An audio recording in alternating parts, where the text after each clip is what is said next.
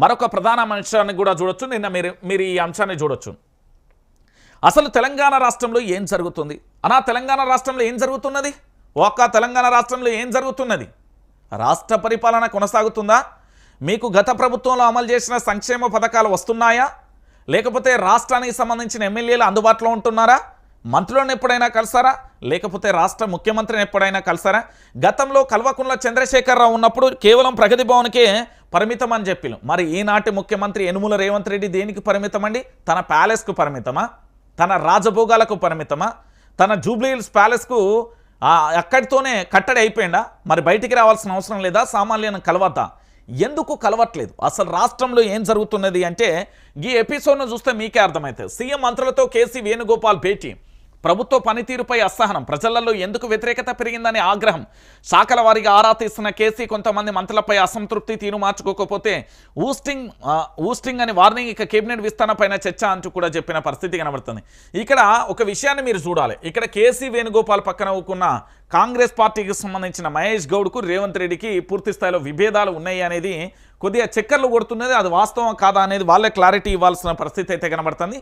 అయితే ఇక్కడ విషయం ఏంటి అంటే రాష్ట్రంలో 365 రోజుల పాటు రాష్ట్ర ముఖ్యమంత్రిగా పరిపాలన కొనసాగించిన యనుమల రేవంత్ రెడ్డి కేవలం కేసులు, అరెస్టుల, విచారణల పేరుతోనే తన యొక్క కాలాన్ని, పబ్బాన్ని గడుస్తున్నాడు తప్ప 6 గ్యారంటీలు, 13 అంశాలు, 420 హామీల గురించి ఆలోచించిన పాపాన లేదు అనేది తెలంగాణ ప్రాంత బిడ్డలు చెప్తున్నారు.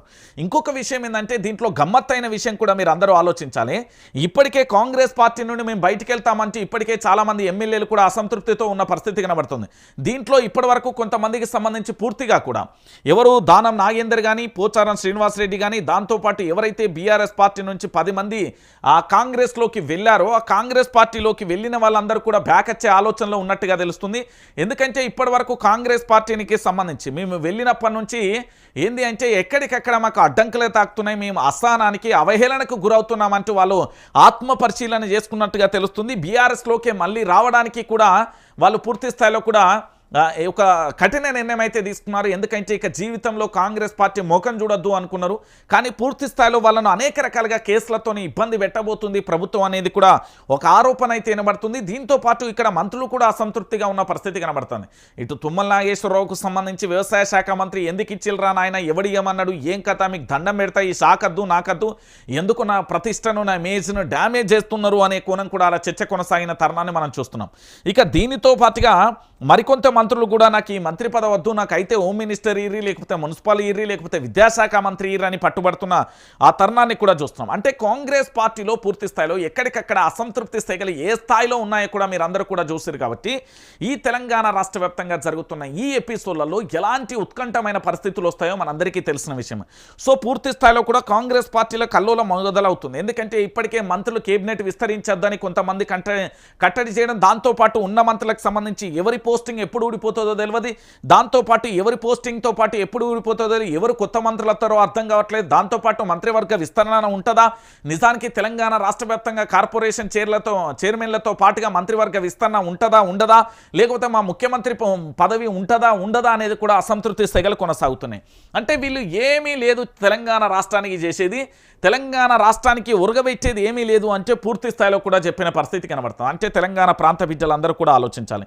ఇక్కడ జరుగుతున్న ఎపిసోడ్ ఏంటంటే తెలంగాణ రాష్ట్ర వ్యాప్తంగా ఇప్పటి వరకు పూర్తి స్థాయిలో కూడా మీరందరూ కూడా ఆలోచించాలి. దయచేసి రాష్ట్ర వ్యాప్తంగా జరుగుతున్న పరిణామాలలో ఇప్పటి వరకు కూడా కాంగ్రెస్ పార్టీ మీద ప్రజలందరూ కూడా దుమ్మెత్తిపోస్తున్న పరిస్థితి చూస్తున్నాం. ఎక్కడికక్కడ కట్టడి చేస్తున్నారు, ఎక్కడికక్కడ మంత్రులను, దాంతోపాటు ఎమ్మెల్యేలకు కూడా నిరసన సెగలు తగులుతున్న పరిస్థితులను చూస్తాం. సో ఫైనల్గా ఏం జరుగుతుంది అనేది కూడా మనం వేచి చూడాలి. రాష్ట్రంలో ఏం జరుగుతుంది అనేది కేసీ వేణుగోపాల్ ఆరాధీయడానికి కారణం ఏంటి, దీనికి సంబంధించి చర్చ జరగాలంటే రాహుల్ దగ్గరనో, సోనియా గాంధీ దగ్గరనో, ప్రియాంక గాంధీ దగ్గరనో జరగాల్సింది పోయి కేసీ వేణుగోపాల్ దగ్గరికి ఎందుకు వెళ్తున్నది, ఏం జరుగుతున్నది అనేది కూడా తెలంగాణ ప్రాంత బిడ్డలకు చెప్పాల్సిన అవసరం ఉంది. కాంగ్రెస్ పార్టీ రోజు రోజు తెలంగాణ ప్రాంత బిడ్డలలో నమ్మకాన్ని కోల్పోవడంతో పాటు తెలంగాణ రాష్ట్ర వ్యాప్తంగా కూడా ఇక ఈ తెలంగాణ పరిపాలనలో పూర్తి స్థాయిలో మేము సమర్థవంతంగా కూడా పరిపాలించాం దాంతోపాటు పరిపాలించలేమని ప్రజలకు కూడా అర్థమైపోయింది అనే కోణంలో కూడా వెళ్ళిపోయిన పరిస్థితి కనబడుతుంది.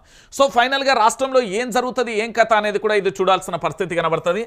ఇక దాంతోపాటు ఇండియా కూటమిలో చీలిక, కాంగ్రెస్పై ప్రాంతీయ పార్టీల అలక, కూటమిలో కాకరేపుతున్న ఢిల్లీ ఎన్నికలు, ఆప్కే మద్దతిస్తున్న ప్రాంతీయ పార్టీలు, ఒంటరిగా పోటీ చేస్తున్న కాంగ్రెస్, త్వరలో పేరున్న పొలిటికల్ బాంబ్ అంటూ కూడా చెప్పిన పరిస్థితి కనబడుతుంది. ఇప్పటికే అఖిలేష్ యాదవ్ పూర్తి స్థాయిలో వచ్చేసి అటు ఆమ్ ఆద్మీ పార్టీకి సంబంధించిన ఢిల్లీ ముఖ్యమంత్రి అరవింద్ కేజ్రీవాల్ అంటే మాజీ ముఖ్యమంత్రికి సంబంధించి ఆయన వాళ్ళ పార్టీకి పూర్తి స్థాయిలో మద్దతు ఇచ్చిన తరుణాన్ని మనం చూసాం. ఎందుకు అంటే ఢిల్లీకి సంబంధించి ఆమ్ ఆద్మీ పార్టీ మీద ఎలాంటి భయంకరమైన ఒత్తిడి ఉన్నదో తెలుసు.